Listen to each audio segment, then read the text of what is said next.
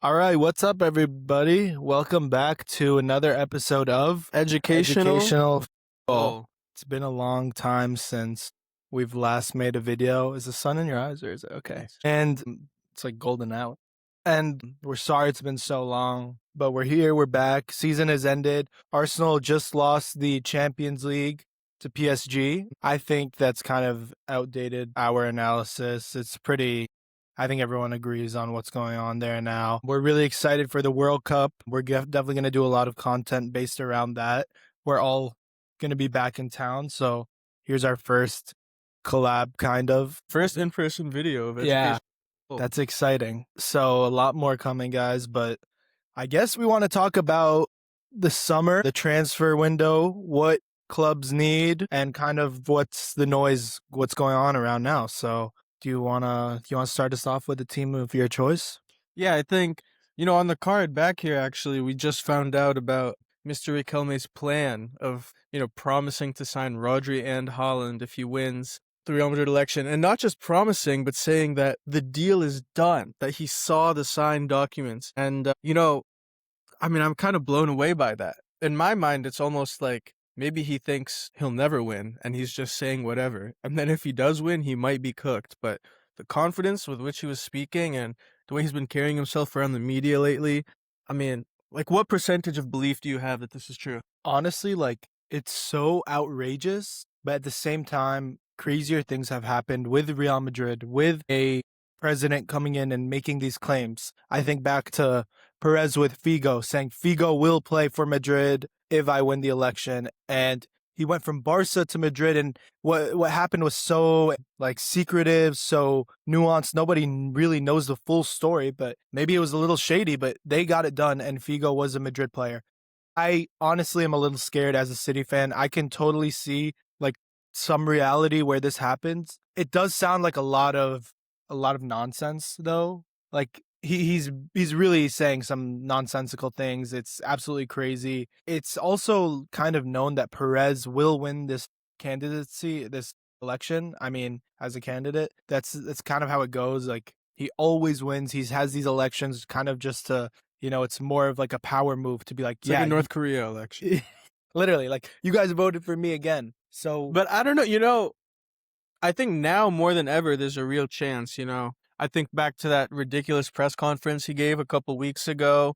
I think about 2 back-to-back trophyless seasons. There does seem to be a lot of dissatisfaction with the way the club is running in terms of transfers, in terms of the managers that Perez is bringing in. Just kind of getting a feeling that maybe he is, like, it's past his pomp and it might be time for a new wave. So, I mean, I'd agree that Perez's time is up, and the way football is played these days, the way teams manage things, it's kind of outdated his Napoleon style of, being a president where he really like, like just he does what he wants. I mean, teams are operating differently now. Things are all different. You have to buy players young, and Galacticos hasn't worked in a while. I mean, even the past few Champions Leagues Madrid have won, and we say it's like Vinny's a Galactico, Jude is a Galactico. They have not been playing the brand or the football that is, like acceptable for as a Madrid fan, or in the past 2 years it hasn't been providing results. So your football can be bad and you can win and you can somehow like get by, but if it's bad and you lose, something needs to change. yeah, and I think, kind of now talking about transfers that have happened, I'm looking at this Denzel Dumfries one. To Madrid, yeah. Yeah, this is one that, I don't know. He's brought in for Mourinho's system, ostensibly, as we know, he has just signed. And the most confusing part of this transfer for me is not just the Dumfries aspect, but the Trent aspect, really. You just, a season or two ago, you bought this star in this position, one of the greatest right backs, really, we've ever seen, that Madrid have been chasing and chasing. Yeah. And, he's been underutilized. He has shown good performances, but he's been injured. He hasn't gotten a consistent run of games. Now you sign another right back. I'm thinking maybe coming from a wing back system, will he try to be converted into a right winger? I don't know how successful that will be. Is this just a totally new style of play and formation that Mourinho wants that, Trent is just not a part of? For me, that would be a total waste. And that's absolutely crazy. I know you got Trent on a free, but I'd imagine his wages are pretty high right now, and it's just like, how did this happen? If who said who like veto or who allowed this transfer to take place? If it was Perez, why did you sign him in the first place? It's a little confusing, and I mean, you have to think about Trent right now. He left Liverpool. He had to win trophies. He basically his whole hometown of Liverpool turned against him. And then at Madrid, he suffered injuries on injuries on injuries. Very bad season. Second season in a row, Madrid don't win a trophy. He gets so much blame. The whole team, his teammates are fighting in the locker room. And then what happens once the season ends? He doesn't get called up to England. Wow, you have to feel for Trent. You do. So yeah, that's a tough one for him. He's Yeah, such a gifted player too. another Madrid one.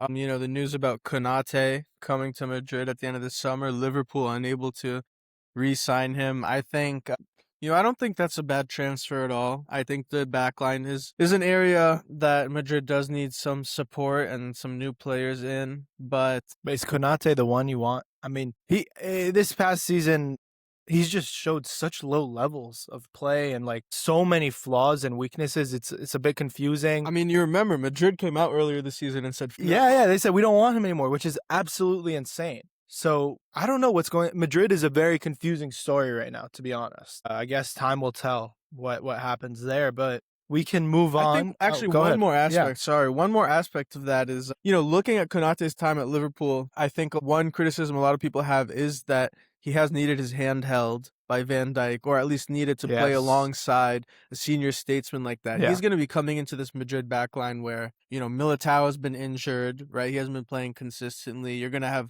yeah. Hoyson on your side. You're going to have, what, Raul Asensio. Yeah, I mean He's Rudiger gonna re-signed, I think. I mean even Militao, it's like it's time's up, and he's going to have to step up in a big way that we haven't really seen from him before at Liverpool. And I mean, if he's up to the challenge, yeah, great. I mean, we've seen him be one of the top defenders in the world, but we have also seen him play at his worst. So yeah, I think this is going to be tough for him, but, power to him. yeah. Hopefully he can succeed. I guess just to finish it off, Madrid, no players called up to the Spanish national team for the World Cup. Disorder, fighting in the locker rooms, presidency issues. Your figurehead at the club is coming out and having absurd press conferences. Next season, do you see Madrid coming back and maybe forming a little bit of some respect to their names again? Because it's kind of all but gone now. I mean, I think honestly at this point it's impossible to say. I'm leaning towards a no at this Wow. current moment, but I guess we do have to see what happens with the presidency, what other transfers come in. I have zero faith in Mourinho, but I guess you're gonna have to give you. He has the preseason. We got to see what he does, but at the moment it is looking very bleak. Yeah. And maybe a new presidency is what's needed to kickstart Madrid back into glory. Yeah. And so that's Madrid.